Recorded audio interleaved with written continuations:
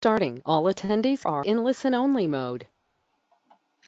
Hello everybody, and welcome to Module 2 of the GOGLA e-waste toolkit.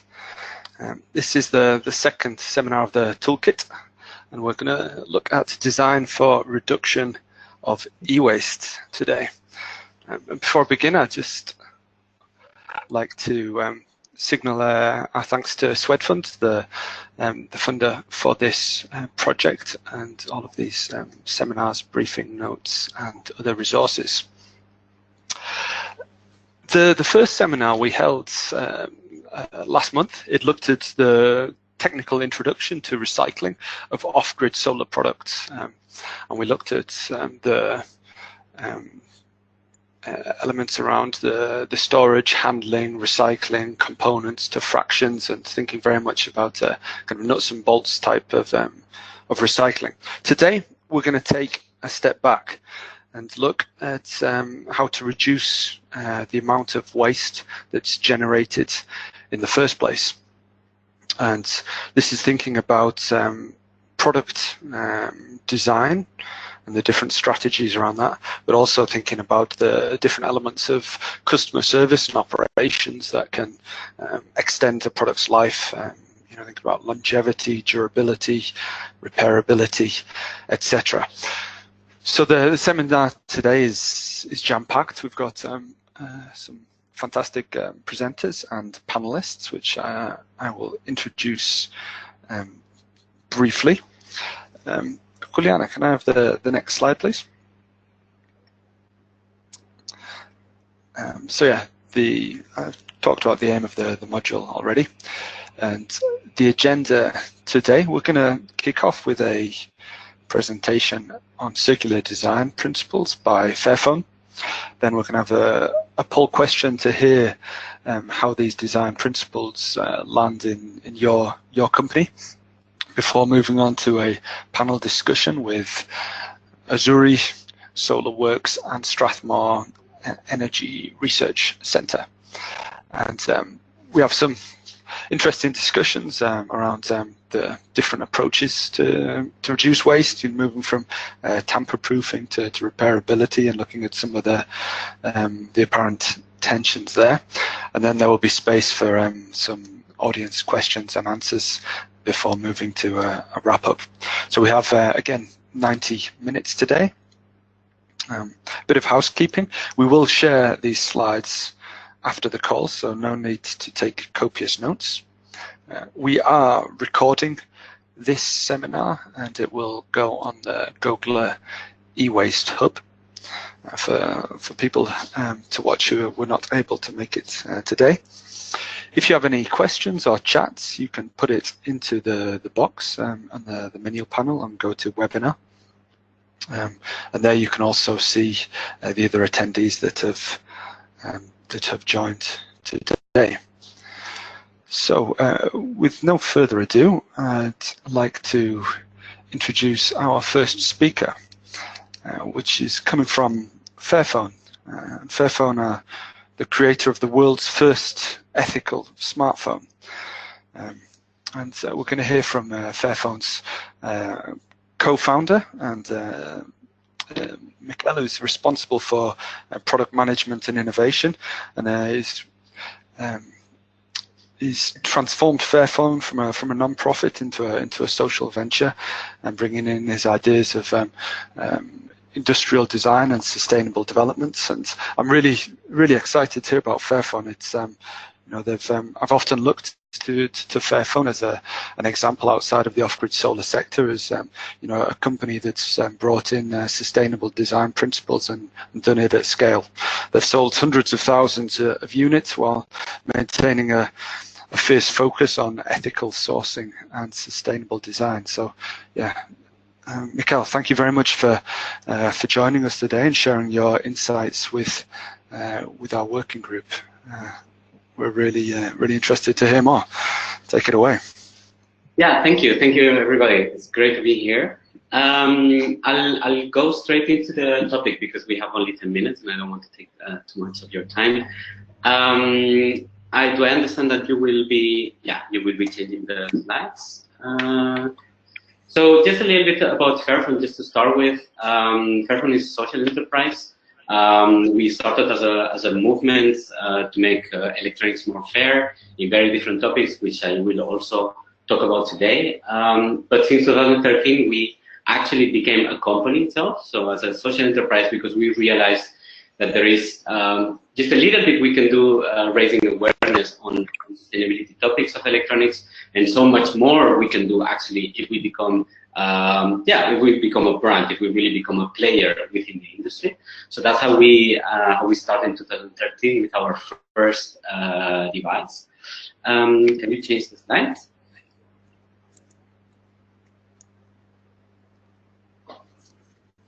Thanks. So as I was saying, like we have 4 topics that we develop projects around. We have the origin of materials, of fair materials, where we are literally working with mining communities. In the beginning, very much centered on the conflict minerals, but now increasingly we are focusing on other materials. Just a small reminder, and I think most of the people listening are also related to other electronic products, but we have around 46 metals that are used to make a smartphone. So we are increasing the list of materials that we are focusing on. So today we have projects in tin, tantalum, tungsten, gold, and we're starting with cobalt and many others. There's a list of 8. Also plastics, for example. So we are doing that. Second topic is which is what I'm going to touch upon today, which is really on long-lasting design, how to keep our devices working longer, because the best way to avoid e-waste is if we just keep our devices working longer, and that has a lot of two things that we need to take into account.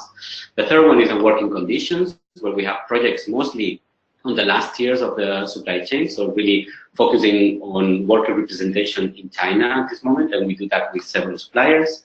And then we have reuse and recycling, where we have projects that we run in places like Ghana, for example, where we collect completely damaged phones that we take to for proper recycling in Belgium, and these are any type of phone. So we try to touch upon topics that really span over the whole value chain of the smartphone. Can we go to the next one? Thank you. So today I want to talk a little bit more about long-lasting design. So when it comes to circular economy and avoiding e-waste, we really focus on the product itself and how to keep it in the hands of people for longer. When you consider that, when you design a product, you need to consider what is the strategy that you're going to follow to keep that longevity working.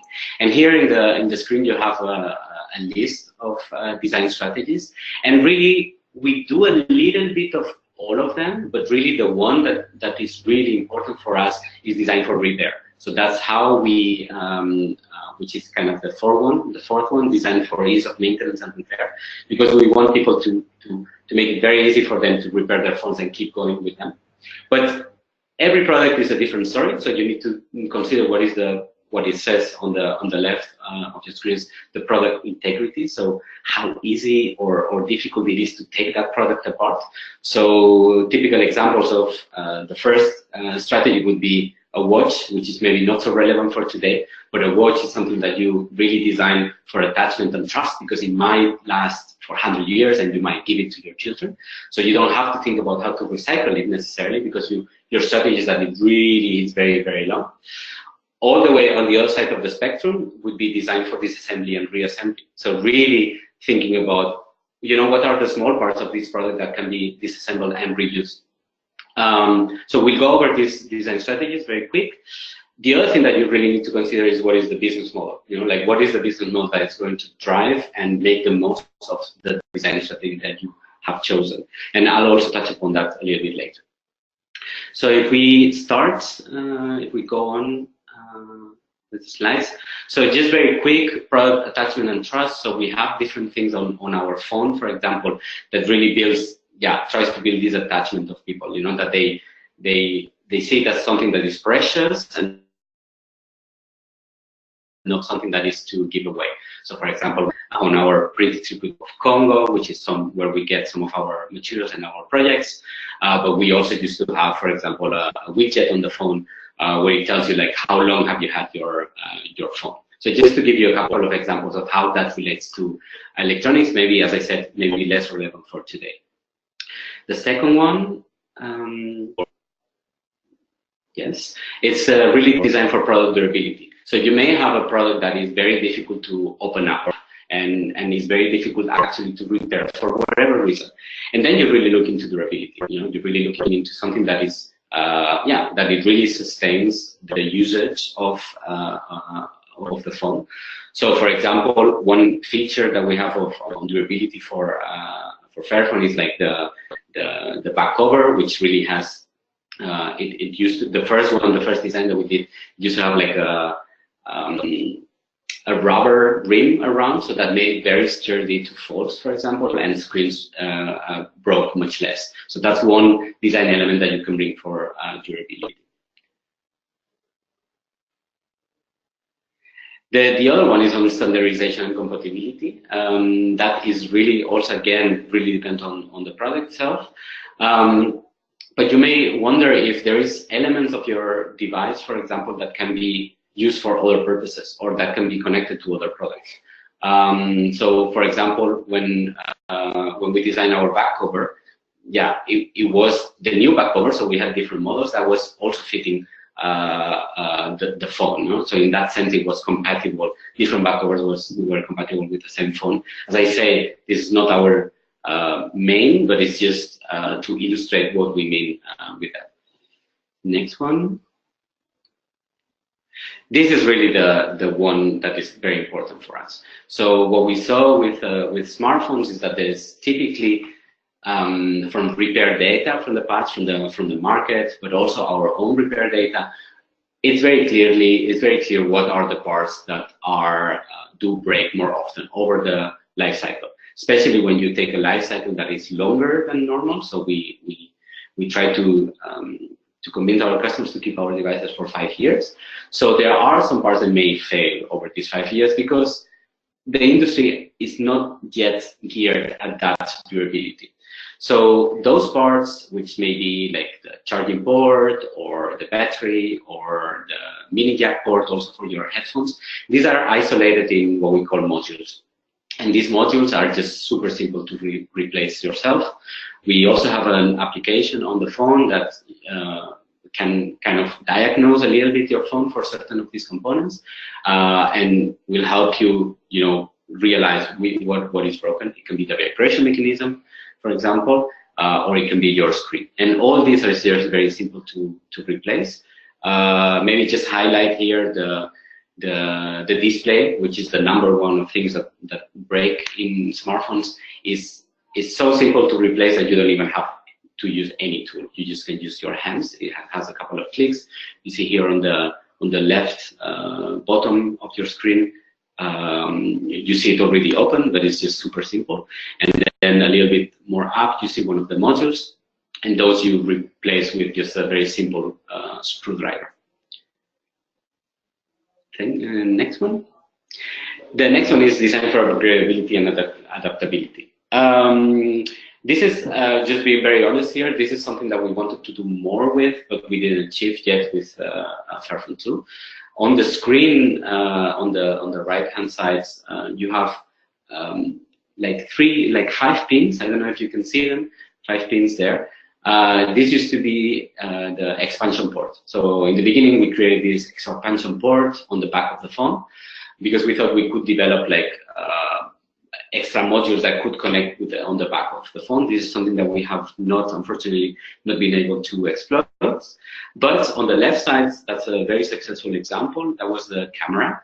In 2016, we launched a new camera that was a better camera, so it had a better image sensor and more megapixels, etc. And the people that had a Fairphone 2, if they really wanted to have a better camera, then they could just replace that little module. And that came at a fraction, obviously, than when it comes to CO2 emissions, and it would have been if they would have replaced the whole phone. So for us, it was a proof point on how upgradability and building in some sort of upgradability that may appeal to some of your customer segments that maybe need a little bit more functionality is also a good strategy for keeping the core of the phone in the hands of customers and extending the longevity of that part.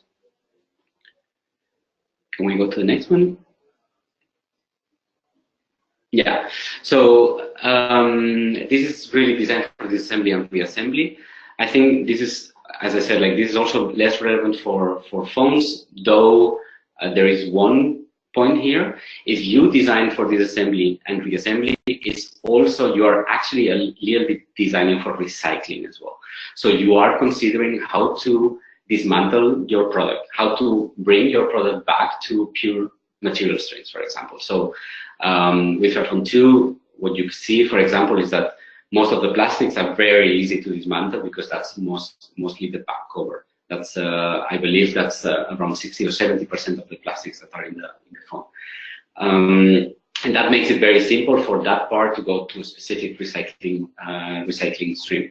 But there are other examples of this in the market. And when you think about disassembly or reassembly, you also think about, for example, if you have a system that is purposed in a certain place, but you think there is a possibility that this system has to be moved to another place, then you think and design for disassembly and reassembly, right? Like, because then it has to be easy to dismantle and then put in other places. This is a typical example of maybe some high-end furniture brands, for example, which are very easy to dismantle and they don't break when you dismantle them because you're supposed to carry those and take those furniture further in your life when you move to another house.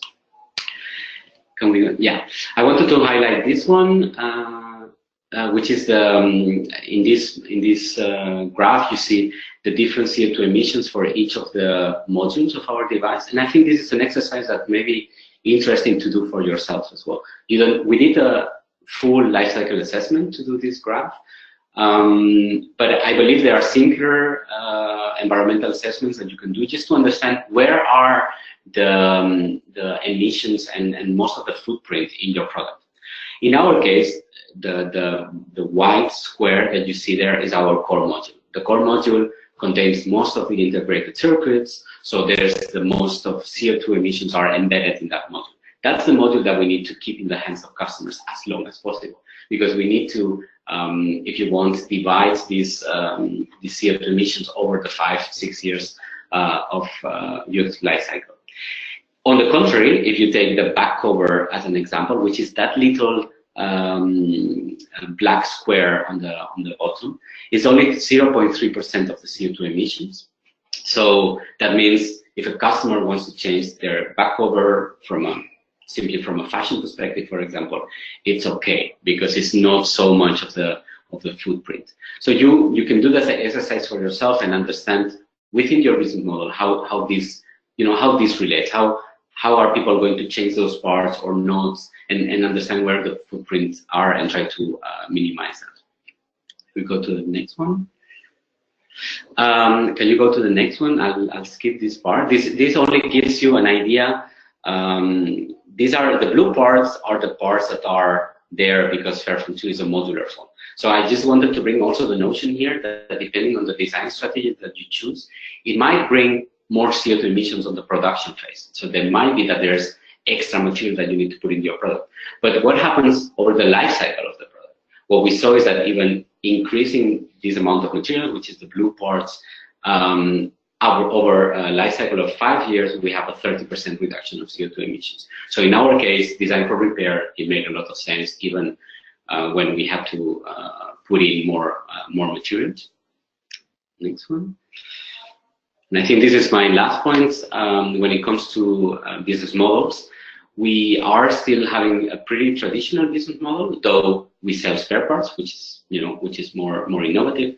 But for the future, we have done a research on Fairphone as a service, where we would take it, we would put the device in the hands of customers, not as a hardware product only, but really as a service. So they would not necessarily own the device. So that would make it much easier for us to take it back at the end of life, or to do, for example, preventive maintenance, over the life cycle of this phone. And I think this might be also very relevant for some of the people listening. There might be some of your products that you might consider to put in some sort of operational list in the hands of your customers. This report is available actually. This is online, and we wrote it in a way that we try to extract lessons that can be applied to any product. So if you want a place to start to redefine your business model or to consider a more circular business model, maybe this is a good place to start. I will make sure that this is shared with you. I believe this is my last slides. Can we go to the next one? Yeah, so that was our story today. Of course, there's much more to tell, but not everything can be told in a short time. There's my email there, so feel free to drop me an email if you have any specific question or you want us to point you to any specific learning. Thank you very much. Thank you, Mikel. That's fantastic. It's great to see the different design strategies and then that framework that you've got there, and the practical examples of how how that's come through in Fairphone's business and operations. And I think we see many of these in the off-grid solar sector as well. Or how do I say? Companies, approaching design in these various different ways, but having a framework that names it all is really helpful to help us think and talk about it as a group and an industry. Mm-hmm. And I have a quick question. Do you see these as, is it like a scale with different kind of, how do you call it, different tiers, and are they mutually exclusive, or can you kind of pick and choose from all of it? How should we think about that spectrum? Yeah, it's a very good question. I actually think you really have to go for one of them and really try to optimize around that one. Of course, some of the other strategies are important. So I'll give you an example. So for us, it's very clear, it's design for repair. That's our focus.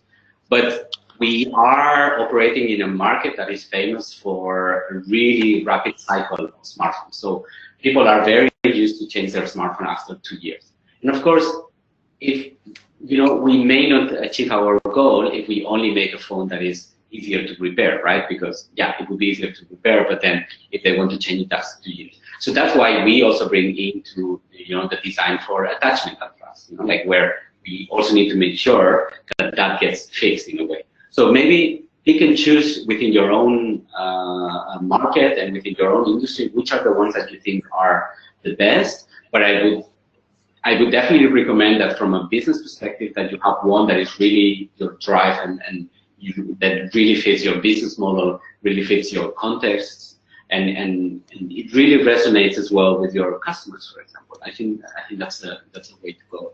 And by the way, most of what I used in my presentation, I don't know if there was a reference in the first slide.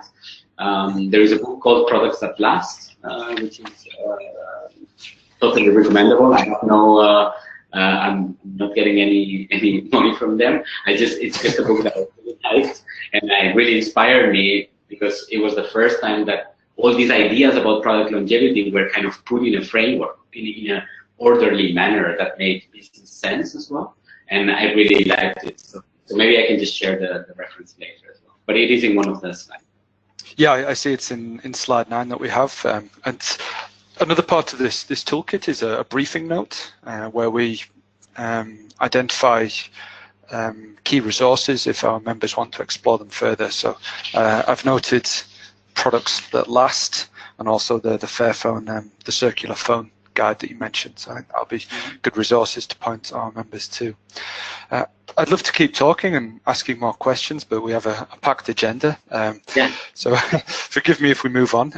I see we also do have a question from someone in the audience, and I hope it's okay if we send that to you afterwards, and then we can hopefully get an answer to the person who asked that question. Definitely. I'll stick around a little bit. Yeah. Yeah, cool. And if anybody else has any questions, please put it in the chat box and we'll make sure that they're attended to in due course. Cool. Thank you very much, Mikel, and Fairphone. It's been brilliant. Yeah, cool. And now, the next step in our reduction for waste journey is going to be a poll question and a panel discussion. And for that, I'm going to pass over to Athena Kyriakopoulou, who is the lead consultant on this this toolkit, and has done a fantastic job of conceptualizing this seminar and bringing everything together. So, Athena, over to you.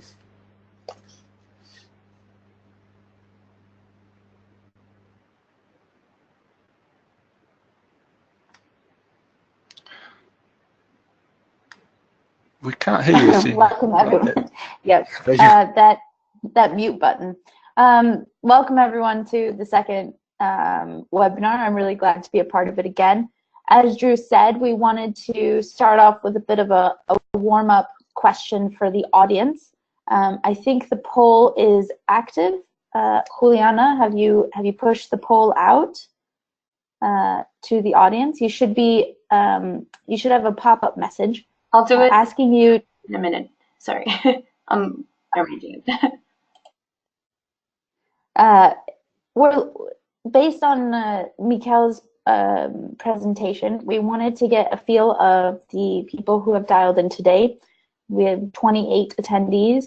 What design strategy do you think closely matches that of your company? Mikael walked us through a lot of these different options, and we just wanted to get a feel for the current status of our audience. So we'll give you a couple not a couple minutes, but we'll give you some time to answer that question.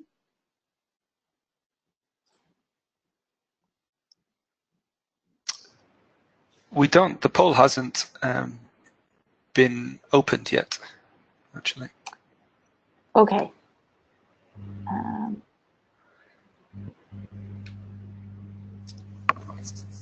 Is that on a timer? Yeah, I'm not sure. Okay. Then you can also just type the answer into the chat box if this takes too long, because I think it'll be a little bit too long. But if you can do that in the chat log, that'll also be helpful.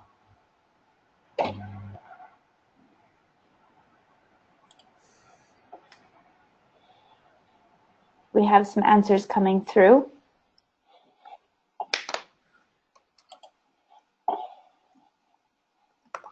Okay, so as you are thinking over this polling question, I'd like to take the time to introduce our three panelists. We've put together a spectrum of representation today on the topic of design for waste reduction. So if our panelists are ready and good to go, let's bring them on board. To start off with, we have Nigel from Azuri. Nigel, are you with us? I am with you. So would you like me to quickly introduce myself, or what would you like me to do? Let's bring everyone on board, and then we'll do that. Kandra, could you also join us? Kandra is from SolarWorks.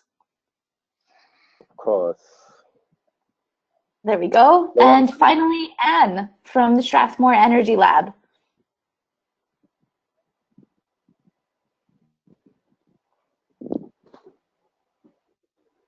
And should be, there we go. We have everyone on board. Thank you all for joining me today. We're going to go through and introduce each one of, I'm going to allow each of you to introduce yourselves briefly. But just to begin with, what is your answer to the poll question below? Nigel, I see that you answered B, design for product durability. Well, that's correct. My answer was B, because I think sort of the starting point for all of this is to ensure that products don't actually fail or reach a premature end of life in the first place. That's not to say that the other aspects aren't important, but certainly from an Azuri perspective, that's our starting point. Fantastic. Kandra, do you have one strategy that most closely matches SolarWorks? Yeah, with our product, actually, we try to cover point C to F. Of course, durability is also important for us. But yeah, our product is definitely compatible with a lot of, or with most of the appliances, and it's easily to repair and to maintenance, and adaptable to the customer needs. So I'm not sure like which one to choose first now. Kandra cannot decide on one answer. You are trying to hit all the check bars. And I know that you don't have a specific product. So on behalf of the off-grid solar industry and your experience looking at products, which design do you think would most closely match those of the products you've seen and work best for the off-grid solar industry? We can't hear you, Anne. I think you're still on mute.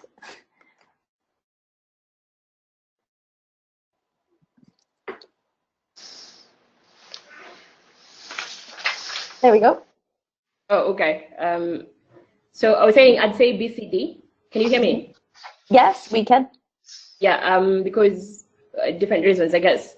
Product durability, because if products fail earlier, communities don't tend to not trust this product. Standardization and compatibility. Yeah, and then design for ease of maintenance and repair. Like that's literally from our perspective the three most important. Yeah, it's very hard to choose one, I'd say. Yeah. No, that's quite interesting. I see that none of you have touched on number A, which I think is a key part of the industry, that trust, that qualified and certified products that you all fall under, and all of you are working with high quality, and you look a lot at standards. So I find that quite interesting. Okay, so let's move on to our actual discussion now. So I'd like to go through each of you, and please introduce yourself personally, just briefly. Nigel, let's start with you. Okay, well, I'm Nigel Preston, so I'm a co-founder of Azuri, and I'm the VP that's responsible for product development and also manufacturing. Azuri's been around for about 7 years or so, and so I've been there right from the start. So prior to this, I spent quite a lot of years in the automotive electronics industry. And what's interesting about our off-grid sector is that we're now starting to go through some of the steps that the automotive industry went through probably 20 years or so ago. And thinking back, I realized that I had my first sort of environmental awareness training, I think in 1992, so well over 25 years or so ago. From my perspective, this is really interesting because, you know, in some respects things have come full circle. That's fantastic. Thank you, Nigel. Kandra, can you introduce yourself a little bit? Sorry, we're going through the slides. My apologies. Anne, you're next. Sorry, Kandra. No problem. Anne, please introduce yourself.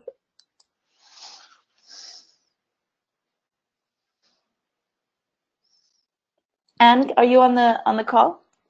Me? Yes, please introduce yourself. Sorry, oh, okay. Okay. So I'm a researcher and engineer at Strathmore Energy Research Center. We've been around for, I think, from 2012, but I've been here for 4 years. Prior to this, I worked at REA, that's Rural Electrification Authority, and mostly it was about connecting off-grid homesteads and schools to the grid by solar and also by grid extension. So maybe that's a short summary of what I do. Yeah. Thank you. Kandra, please introduce yourself. Yes, I'm working since 2013 also in the off-grid sector, mainly in East Africa, focusing on operations and developing new last mile distribution models. During that time, I was focusing especially on the maintenance and repair of these items and systems. So I had also the chance to see how the users were actually engaging with the systems, with all of the other electronic appliances in the market. And also had to focus on the end-of-life circle of these products for the recycling.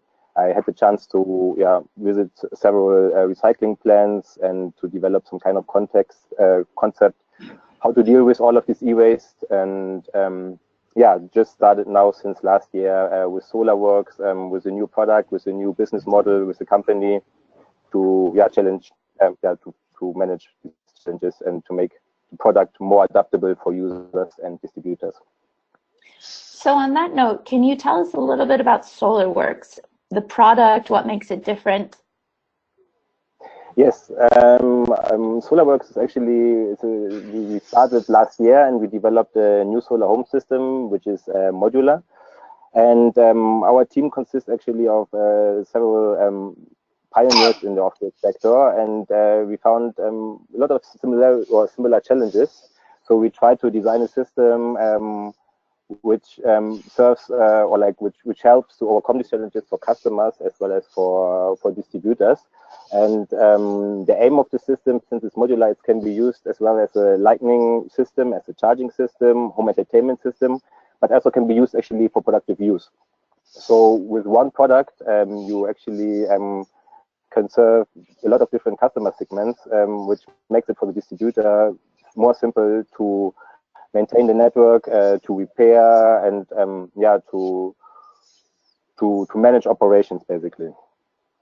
You also have you've also put some thought into the material choice of your product. Is that correct?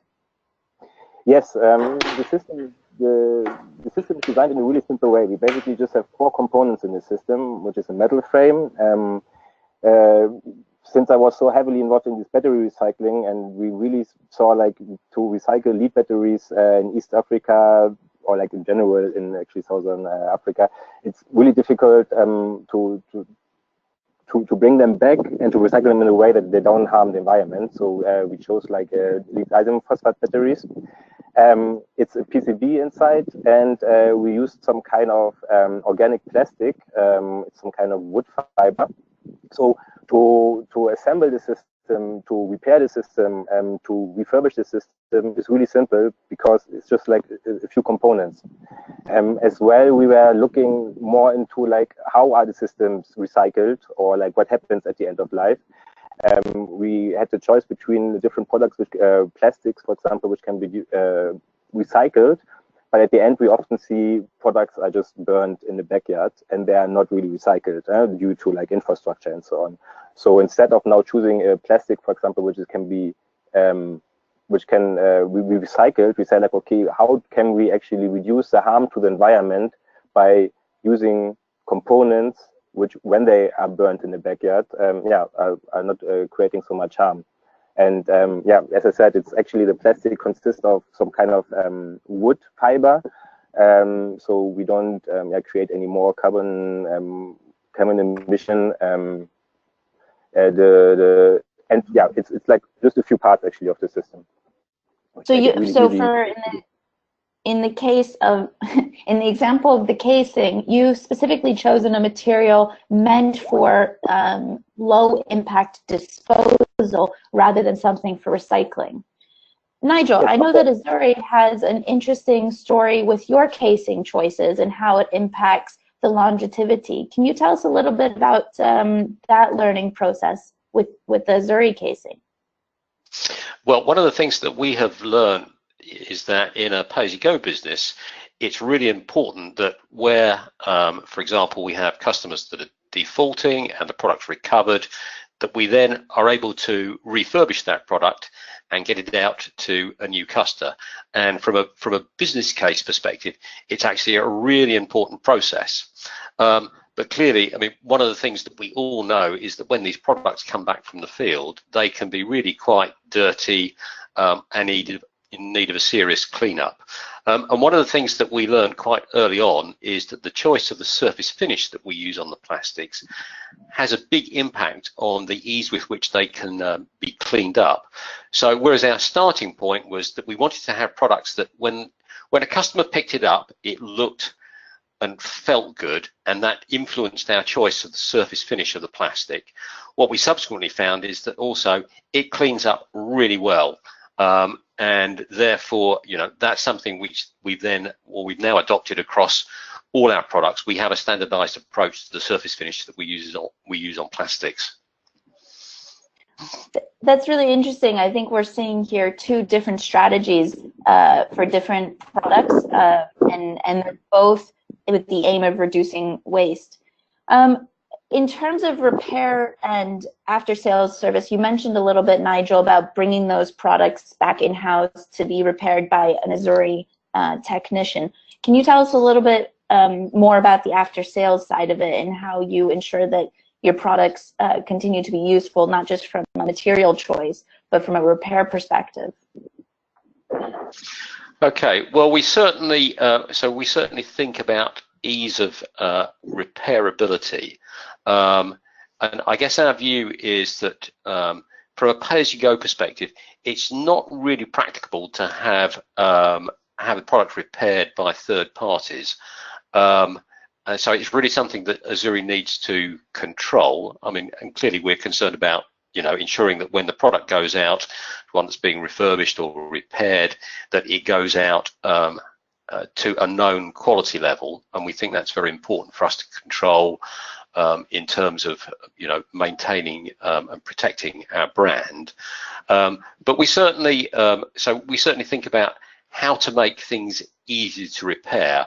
And for example, one of the issues that we found is that very often when products are recovered or reclaimed, the things which get damaged are the cables, which led us to think, okay, well, how can we make the cables easier to replace in the system? And when we started off, for example, the junction box on the back of the PV module was for good reasons potted to ensure there was good environmental protection, but actually that makes it really difficult to replace the cable. So the consequence of that was that we worked with our supplier to redesign the junction box so that it's now really easy to replace the cable. So that's one example of the kind of thinking that we've applied in order to make the products easier to refurbish and repair. So what I hear is that your products are designed for ease of repairability, and I think they scored quite highly on the Off-Grid scorecard recently, but that repair needs to happen in-house. That's correct. Kandra, yes. I think, Kandra, I think SolarWorks is taking a slightly different approach to its after-sales service. Can you tell us a little bit about how you handle it? No, basically, I'm really in line with what Nigel is saying. The difference probably between also Azuri and SolarWorks is that we are a manufacturer, so we are not handling distribution on the ground.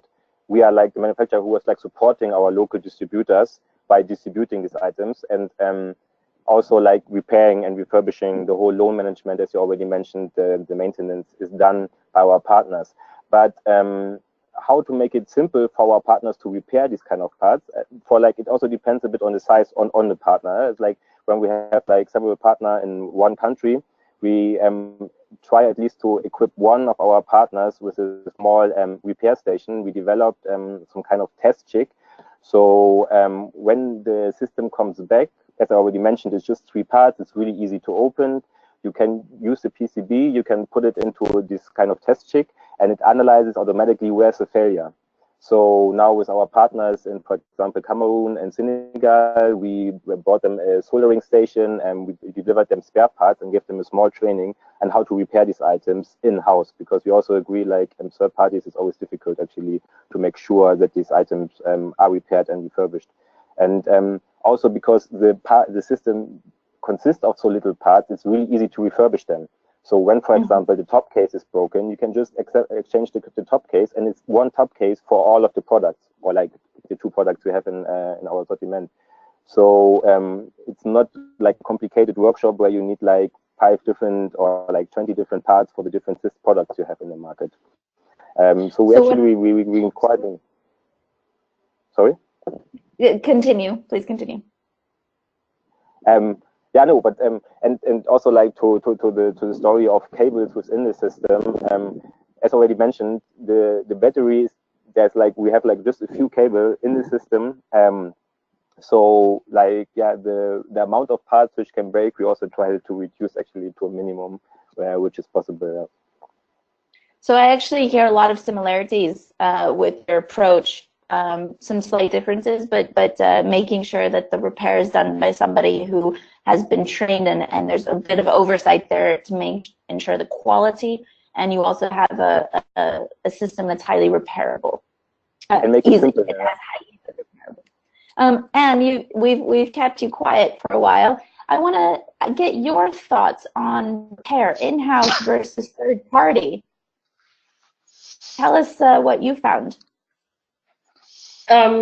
So one of the things that I think is coming out, which is a bit different, is that there are manufacturers who do distribution and kind of those who do not do distribution, which kind of gives a different angle. But generally, when it comes to repair services, I do think that for, let me say, especially the Kenyan markets, it will be very hard for companies to reach profitability if they're handling all the repair by themselves, because then I'm guessing they have to take up the cost of getting the products to them from the households and stuff like that. So our idea, based on our workshop we had last year, was that, and from listening to the informal sector especially, was that it's much easier to, based on the ERC model, so the Energy Regulatory Commission model, where they put up a curriculum for training solar PV technicians, that in the same way, I guess also the car industry has the same thing, where they register service centers of some sort, where these people can get trained on, I don't know how they do it for different cars, because I guess I've gone to service centers which were servicing Toyotas and some other different type of car, and such I guess such a model maybe might make sense at one point, based on the fact that I'd say, especially for companies which have not scaled that much. I guess for Azuri, maybe you've reached very off-grid spaces, which means you have a huge distribution network. But for smaller companies, banding together to kind of train people to be able to repair your products. And I guess that also brings the question of components, how the components would reach them. I guess IP between different companies. But for me, I'd say that a joint effort in the industry will actually see people seeing larger profit margins than they are right now in terms of repairability. I guess there's all these different issues that come, especially one of the biggest ones that we've seen is the IP point, where guys say, okay, so our competitors have a chance of knowing how many of our systems are failing and in what areas they're failing, and that means that they can actually grab that market. But for manufacturers, yeah. Yes. What I hear you saying is that there's a market need for certified high-level service centers that currently manufacturers and distributors are handling in-house. But for the industry to grow, you feel that that needs to become its own standalone entity. I know that Strathmore Energy Lab, you've put a lot of work into Kenyan standards. How do you see those being applied to technicians in a way that addresses the concerns of off-grid solar manufacturers and distributors? So the way I'd look at standards right now is that as far as standards have worked so far, let's say the Kenyan standards and all these other standards are normally developed at the IEC level. And that creates a problem where companies which cannot attend the meetings are sometimes left out of the loop of the documents and all these other different problems. Or and the way I'd see it is that standards need to start getting a lot more direction as a proposition. So the solar industry bands together. I know we have all these workshops, like multiple workshops I go for the solar industry in a year, and come up with some sort of baseline. You start with something really simple and it grows slowly. And I guess that's one of the issues that I've had also with a standardization process right now, that you need to have something solid and then it takes 6 years for approval.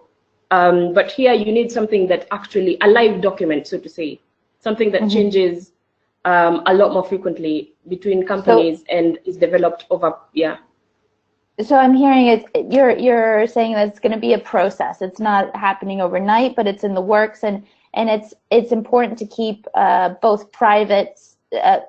private sector players in communication and involved in that process, which I think is something that you're holding workshops.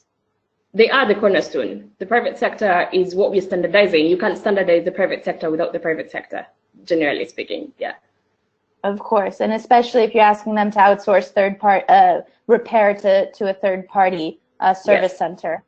Okay, so we're talking a lot about repair and after-sales services. I want to come back a little bit to the idea of design for waste reduction, because I feel we've stepped off course. And what I hear from a lot of the panelists here is the importance of longevity of keeping your product in play as long as possible. Nigel, I want to touch back with you. I know that Azuri is well known for its quality and long lasting.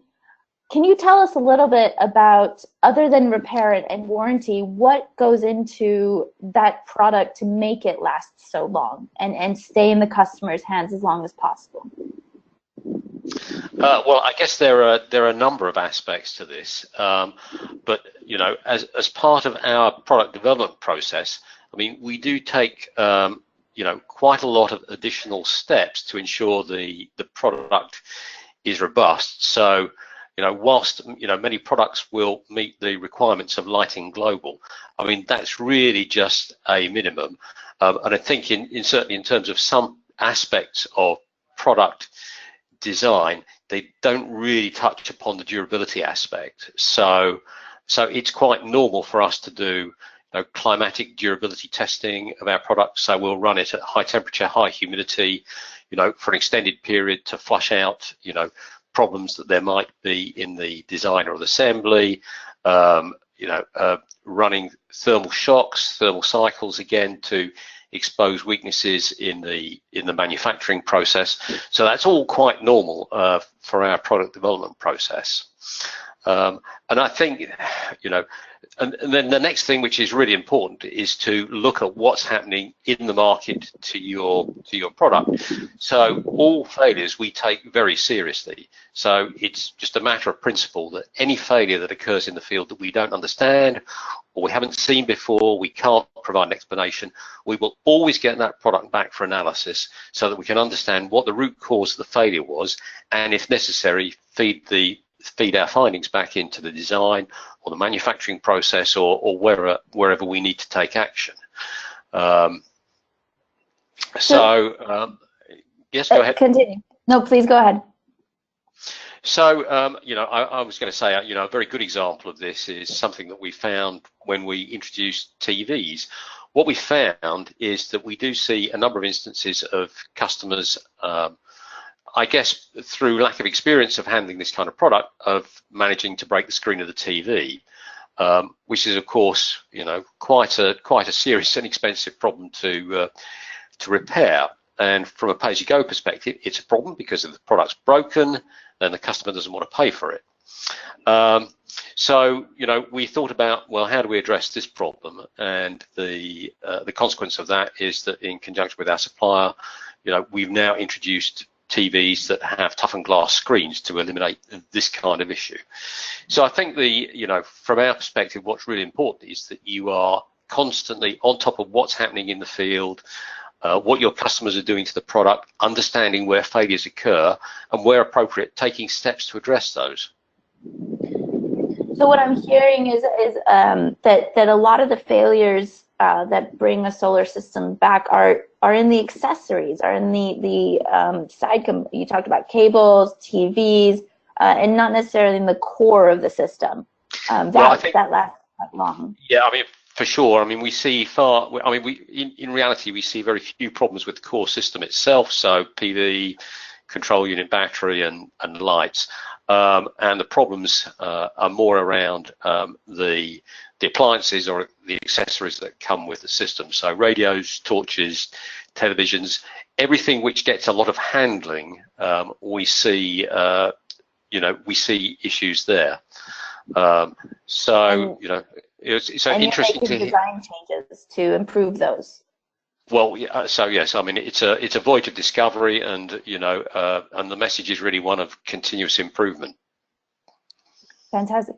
Kandra, I know SolarWorks takes a slightly different approach with accessories. How does SolarWorks avoid extra e-waste in the accessories side of the business? I mean, perhaps just also shortly to add on Nigel. I mean, definitely in the operations, I think customer education is also like a crucial part to really explain to the customer how to use the system and how we can actually yeah, would last longer. For the system design, we have like active balancing. As Nigel also already mentioned, the system often is not the problem. It's at the end, it's often the battery which make it at the end of the life, or like which makes a problem for the system. We have some active balancing in our system, so we really try to like use the battery as long as possible, and as well this modular design is helping because we see also like change of customer needs. So at the beginning, they just want to have like a simple light system, and then all of these D-light and trunking systems are really easy to have, but it just takes 1 or 2 years, and they already want to have actually a 42-inch TV or something like this. The needs are growing really quickly, and the problem is that most of the solar home system in the market are for one segment designed. So like you cannot power like with a small lightning system a bigger TV system or bigger TV. So what happens to the old systems actually it gets abandoned somehow. Probably like the neighbors will get it and so on, but after the battery is not working anyhow anymore, this system is going to trash. So with our modular approach, the customer can actually use or can just stack up the system and increase the capacity either of the battery but also of the output according to the needs, which are the whole time rising. So we always try to keep actually the product, the customer doesn't need to adapt the appliances to the product, but rather the product adapts to the appliances. And another point, but now talking about appliances, our system has like a high power port, so we see most of the systems normally cannot provide more than 100 watt or like 150 watt. But with this modular approach, you can actually also power higher appliances when you stack them together up to 1 kilowatt. So by connecting an inverter, the customer can still use the old appliances. Often they don't want to have a new TV. They still have the old TV, and now they have to buy a DC TV because the system can not provide this amount of power. So by enable the customer to use as much energy as they actually want, we try to make like other already existing appliances in the market at the customer house abundant. Another perhaps or like sorry, Kandra, I think it's a really important point that I would like to highlight is the capacity for solar systems to also extend the lifetime of other appliances. It is an energy system, which is a foundational product. There's another word for it that enables the use of other appliances and making sure that we're not creating e-waste to the introduction of this new system. It's a very interesting concept there. We're running out of time, and I have a lot of questions for everyone, and particularly Anne. So sorry, Kandra, I'm going to move on, but that was a really important point, and I like the differences here. One more thing, go on. No, and we just actually we created a kind of mesh module, and I think this is also like some kind of revolution at the moment. We know like a lot of players are now trying to make these mini grids working and so on. But with our mesh module, our approach is we have like a 60-volt DC grid, and the idea is of this mesh module that you can actually connect all of the solar home system or even batteries you have in the road to this kind of grid. Normally at daytime, the customer, like the workshops need more energy. At nighttime, the home systems need more energy. So now when you combine these different players or like the different consumers and make them also, enable them to also connect just random lead batteries, which are still standing around, which help them to stabilize the grid. I think this is also like a really interesting approach we are like piloting now in the middle of this year, and we'll see how it works. And so to use like old solar home systems and batteries as well for the stabilization of the grid. I think we can all imagine here the challenge that's going to bring, but a really interesting idea. On the topic of existing systems and buying extra systems in order to upgrade, I want to come back to Anne, because I think she has some really great stories of customers who have had difficulties in getting the full potential of their systems. And first of all, I have a couple questions for you. One is, do the standards that you're working on cover accessories and all of the additional components? And second of all, I wanted to get your thoughts a little bit about how maintenance of products affects the longevity.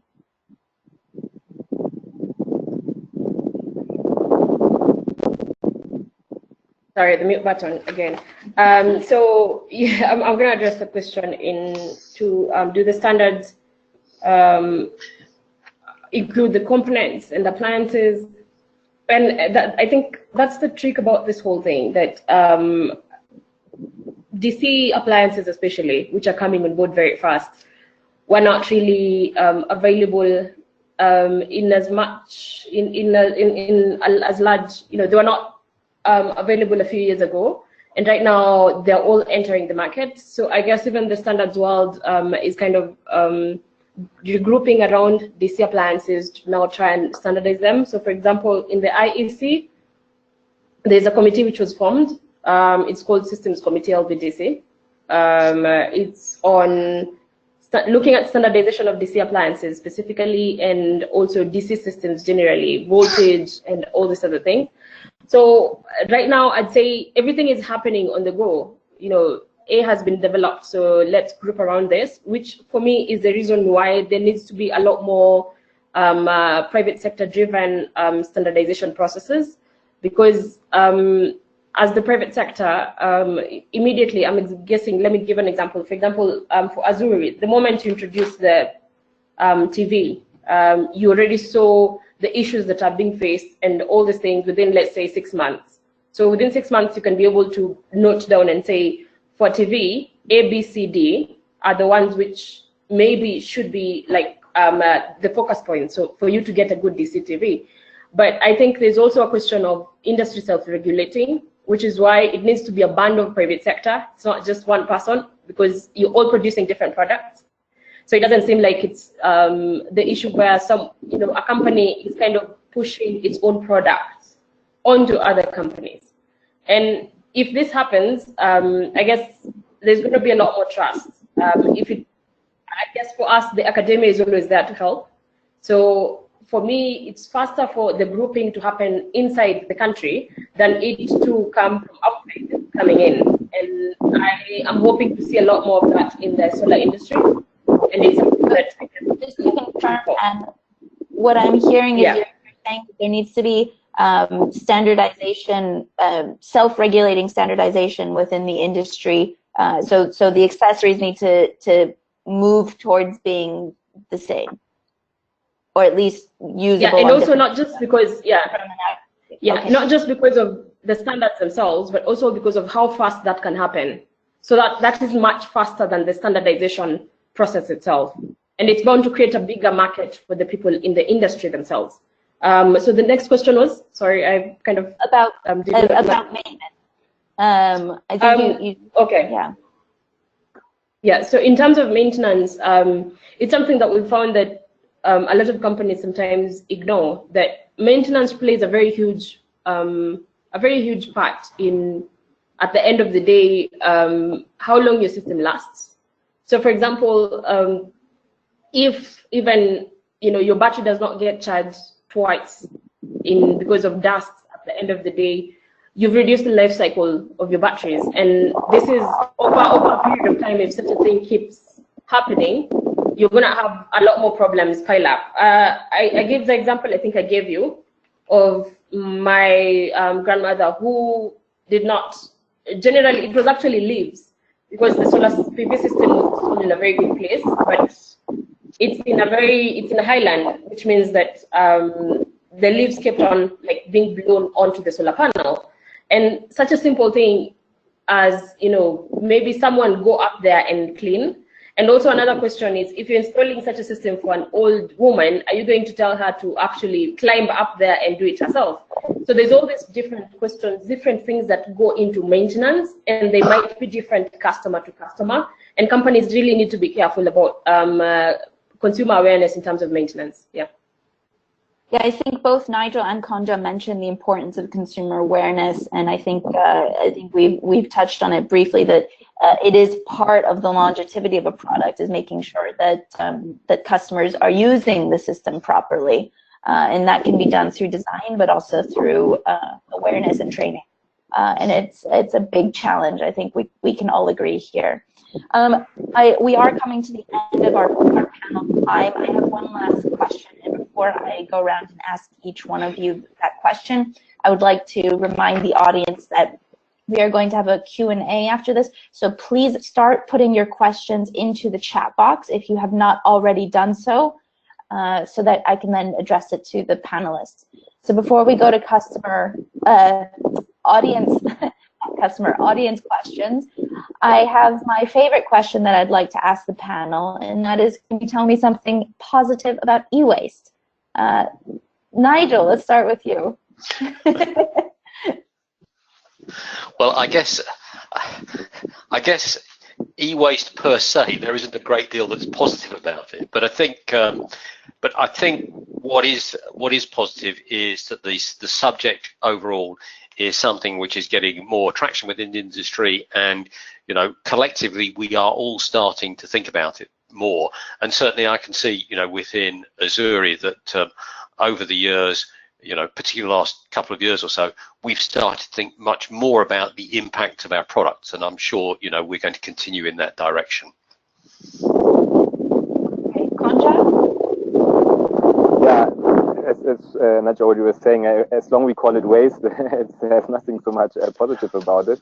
But if you I think what helps really, or like when I was young, to see like how a TV breaks, and then you see like there's actually just a screen and a small PCB inside, and this is actually how a TV is working and so on.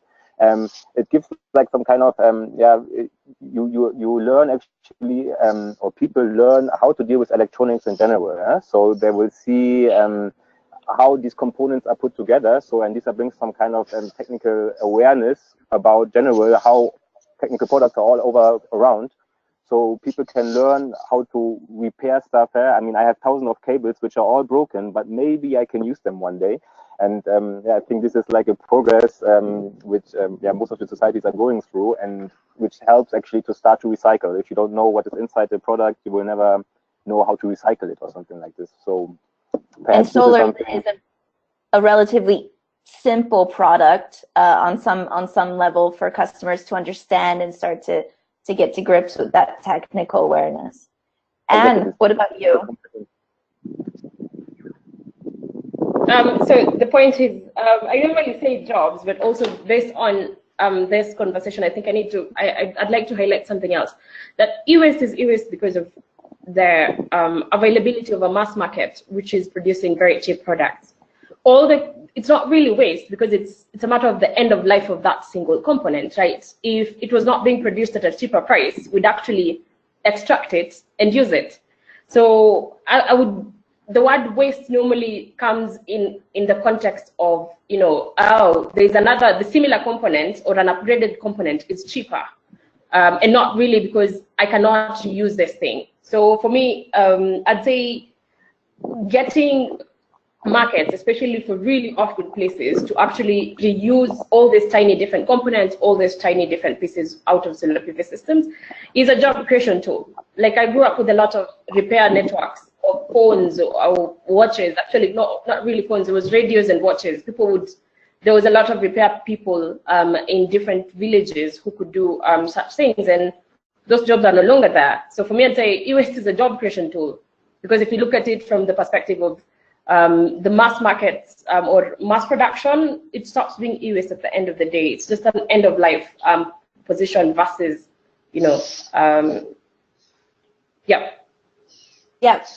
That's a fantastic positive note to end on. We have jobs. E-waste is jobs. E-waste is also an increase in technical capacity. And Nigel, you had a fantastic point that e-waste challenges us to improve our products. When we're looking at what's left over at the end of life, we go back to the design board. We're more mindful of what the weaknesses of our system are, and we improve them. So in a way, it can drive innovation if we handle it properly. I'm not seeing too many questions from the audience. We just have one, so we'll touch on that and then we'll wrap it up. The question is, what is the expected or actual life of the core system, and how much scope is there to increase the life? I think we discussed about how accessories are the weakest link and that the core of the solar system is pretty strong. So approximately, I'd like to just get from each of you how long that is, and do you think that there is scope for extending that much further? And I know you've taken apart a lot of systems, so can we start with you? of a standard light and a pay-go system, how long is that core? How long is that life cycle? And do we have? Is there scope to increase it much more? I'd say that I'm operating on the assumption that this is a good quality product. They're good quality. I'm assuming that the labels, number of hours, for example, for a light is actually the one. And you're looking at, for example, for LEDs, based on our experience, because we've not tested something for so long, but it should say 2 to 3 years, right? Giving optimal light without like a lot of changes, I'd say. But at the end of the day, there's a lot of technological improvements, and I guess that's because when I say 2 to 3 years, someone will ask me, when was the last phase that you guys actually looked at it? Because LEDs are actually improving at a very huge rate, which means right now, for example, some of the products that we've actually looked at are products that people brought us, which are from, let's say, 2012. That's a very different kind of LED from the LED that you find right now, right? So I'd say that the scope of the increase in terms of life, both solar panels and all these other different components, is just really dependent on technological improvement. But at the same time, it's also dependent on the people who do manufacturing. So if you find a manufacturer who is just getting into the business and you use them for your products, I guess you're going to have a lot of problems. Yeah, so it's a very relative question, I guess. It's dependent on a lot of factors. Nigel, what would you say is the approximate life of a core solar system, and do we have scope to increase it? Well, I think a reasonable expectation for the core system, so that's PV module, control system, lights, and the battery, I would have thought something like 7 to 10 years. I think in terms of where, Anne was talking about LED technology, I think, if you are using LEDs from, well-known suppliers, you will see that, from their accelerated life testing that, lifetimes of well over 100,000 hours are expected. So really they are no longer a limiting factor. And I guess, the key to a lot of this is, is good battery management. So we know that with lithium iron phosphate batteries, that they can generally, so lifetime is specified somewhere between 2,000 and 4,000 charge discharge cycles. So if we assume that we have one charge discharge cycle a day, I mean that's really getting into so I think 7 to 10 years is something which is comfortably achievable. And certainly, I mean, we have systems which are of probably 6-7 years old, using the same battery technologies we do today, and really they're still performing pretty well. So where are the weaknesses going to be? So I suspect it's not so much the fundamental technology, but actually the sort of the basic durability of the product and how well it's put together, and whether it survives the use of the customer. So quite a different number, but I hear that you're in agreement about its dependency on many factors, particularly manufacturing quality. Yeah. Kandra, how about you? Yeah, I think most of the points were already mentioned, and I agree. I think the battery is one of the crucial points. If you now have like these 2,000 to 4,000 cycles, also depends on the temperatures, especially when we're now talking about Africa. This is temperatures. From my experience, it's really rare to find like a system who works like 6-7 years. And then, of course, if the customer was not using it to heavenly and so on, this is definitely possible. And yeah, what we are trying, what I already mentioned with this microgrid, is to make these batteries. I mean, 80% is normally like a number where you say like 80% of the battery capacity you cannot use the battery, or like the system is not working anymore properly. This depends then again on the customer. Like if they're completely satisfied with 60% of the battery, they will still use the system. And if you can now use this with 50% batteries to connect it to like just as a energy storage in a bigger grid, I think this is like a huge chance to extend the lifetime of the components of a system. And yeah, let's try to keep away the planned obsolescence, which is always existing in the industry, away from the solar industry for the moment. Yeah, I think Kondra's made a really good point there that, you know, sort of battery life is often quoted as 80% of the nominal capacity, but you know, 80% can still be delivering pretty good service to the customer. So yeah, so I think, you know, good lifetimes can be expected from the battery technologies that we're using today. Good point. So Kandra, I'm hearing that the number is somewhere between Anne and Nigel, but the dependencies are still there, and specifically not just manufacturing quality, but the expectations of performance of your battery. So if the customer's happy, if 80% still delivers suitable service, then that stays in. But that if 80% is not to the customer expectation, then there's an issue there. Yeah, can I add something? Absolutely. Jump in, Anne. Yeah, one of the things is that that I've seen constantly, especially in rural communities, is that even for companies which have made 100% effort to get them to use their batteries or whatever, in, you know, you've done all the consumer awareness, there's still all these different things that they'll do. They'll take a different neighbor's this is, you know, they'll take an appliance, they'll try to plug it in, they'll try all these kinds of things. So there are cases where also, you know, there will be core, I'd say the core customers who will follow instructions as told. But then there's also the issue of customers generally not following instructions. So I would say the variability even gets more complex when you look at things from that perspective, especially since companies are moving into newer and newer markets, which means there's all this more and more and more training and more newer customers every day. So what might be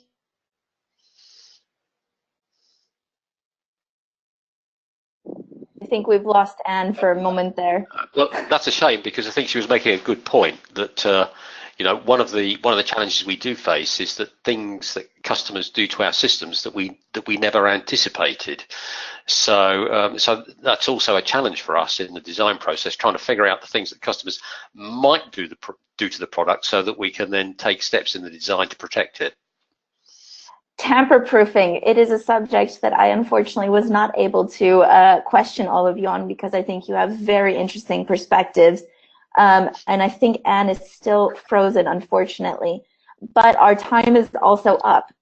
We have a lot of thoughts on tamper-proofing, which will be included in the briefing note, because we've captured your stories there. So I encourage the audience to keep an eye out for the briefing note to learn more. Also, any other further questions, please send to us, and we will share with the panelists for them to answer. I would like to thank everyone here, Nigel, Kandra, and Anne, if she can log back in. So thank you all for your time, and I think we're going to have to wrap it up there. Okay, it's been a pleasure. Thanks for being here. Thank you. Drew, I'm going to hand it back to you. Thank you very much, Athena, and thanks a lot to Nigel, Kandra, and Anne. That was really interesting. Cool. Let me just share my web. So I have a few slides for the wrap-up. I can just adjust my curtains. And can you see my screen? Yes, we can. Yeah, cool, great. Yeah, so thanks again to Athena and then the panelists for a really interesting discussion. And yeah, I'd like to share with you, in case you missed it somehow, that we have now launched the e-waste toolkit on the GOGLA website. You can find it www.gogla.org/ewaste, and we have the first module is up there. So you have a recorded seminar, the briefing note with the key resources, and the catalogue of service providers. We're now moving on to the second the second module. So obviously today is the seminar for this, and we're working on the briefing note. And I'd encourage you all, if you've if you have any resources, studies, tools, insights that have been triggered by today's discussion that you would like to share with the group, please send them our way, and we will look to incorporate that.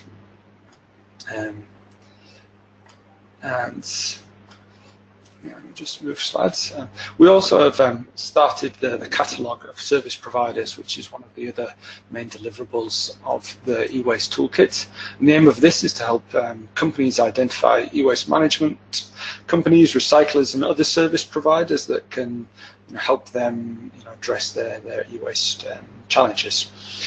So it's got a list of companies, a description of their services, countries of operation, and we'll be working to fill that out with contact details. And once we've got agreement from the individuals to have their information on there. So we've started with a few entries. I think we've got now 10 or 12 on there, looking at the Kenya, Tanzania in particular, and also some of the big recyclers such as Umicore. But we really need further inputs from you to make this live and useful to as many people as possible.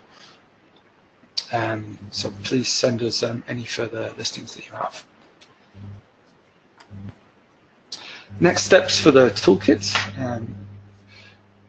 The briefing note for Module 2 will be live at the end of April. And we're also rolling with Module 3. So we're going to share the overview with you next week, which is like an annotated outline of the scope and content for that. Again, we'd like your feedback on whether this is going to tick all the boxes for you and provide the information that you would like to see. And we're working on the seminar to be the 2nd of May, still to be confirmed.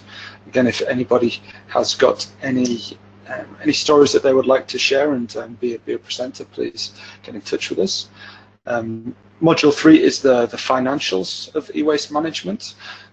So we're going to be looking at the costs of the collection, take back, recycling, who does, who pays, and trying to unpick all of that. So if anybody has any information they'd like to share, I'm pleased to get in touch. Athena, have you got anything else you'd like to mention on Module 3 before I move on? No, I think you covered everything. We'll be sending out more information shortly. Cool, thank you. And a very exciting thing to be coming up. We are looking at organising an e-waste festival. It's not a meeting, it's not a workshop, it's not a conference, it's a festival. It's going to have be focused around the GOGLA e-waste working group, bringing everybody together to look around one of the modules. It's around business models and partnerships. So we're going to look to unpick some of the different models that are there and think about how we can work together. And that's one of the themes. We're also looking to develop project ideas that have come out of the 6 modules of the toolkit, and then hold various side events. So perhaps a visit to one of the e-waste dismantling facilities or battery recycling facilities. There's a number in Nairobi. We're also looking at having an engagement around the Kenyan e-waste regulation that's in the pipeline, and looking to have a coordinated industry response around that. Another idea is to have an awardees meeting for the Global Leap, the Solar E-Waste Challenge, that the big grant fund from USAID that CLASP is leading on, trying to bring all of the winners together and have something to kick off around that to share ideas and think about some of the administrative elements. So we have we're proposing these dates, the 16th, 17th, and 18th of July. We've checked our calendars, and it seems like that is a good date. If anybody knows any reason why it shouldn't happen around that time, please let us know. We hope that it's a time that many people will be available. It's just before the holiday season kicks in. And we think Nairobi is the best option, given the the group and where everybody's based in terms of kind of low cost and accessibility. But again, if anybody has any strong suggestions and feelings that it should be somewhere else, please let us know. Yeah, otherwise we'll be moving forward with the organisation of that in the coming weeks. So save the dates. Another update on the Solar E-Waste Challenge, this USAID fund that is being led by CLASP with some minor inputs from GOGLA. If you haven't checked it out, there is still time. The closing dates for applications is May 19th. And we've just heard that the program has secured more funding. So in fact, there will be an amount greater than $1 million available for grant funding, which will allow the program to fund more projects. So yeah, I'd encourage people to get involved. And finally, after popular demand from the last seminar, we heard that one of the best parts of that was Athena's joke. So today, I've had a shot at a joke, and some of you may have seen it in the news yesterday. This is a genuine news story that Guinness announced that they will stop using plastic packaging on their multi-packs, and environmentalists welcomed this as a stout move. I won't explain it. Hopefully, it speaks for itself. Very good, Drew. Thank you. Do you like that, Nigel? I know Peter Kosakowski's laughing somewhere wherever he is in the world.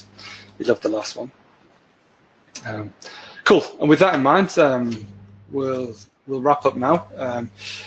Here is our contact details if you wish to get in touch with us. If you want to unsubscribe from the group and stop hearing more jokes, then this is the email to contact us on.